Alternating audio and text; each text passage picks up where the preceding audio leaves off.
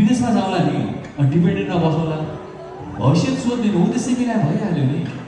अनि केटाले भन्छ के गर्छौ त यदि म कमजोर भएँ भने, के गर्छौ त यदि म कमजोर भएँ भने, तिम्रो नजरमा केवल पालिएको फोहोर भएँ भने मलाई दिलको कारागारमा कैद गर्छौ र यदि तिम्रो मुटु चोर्ने चोर भयो भने।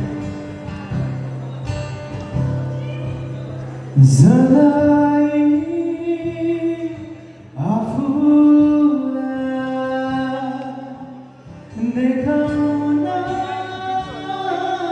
नसकिन, जलाई आफूलाई देखाउन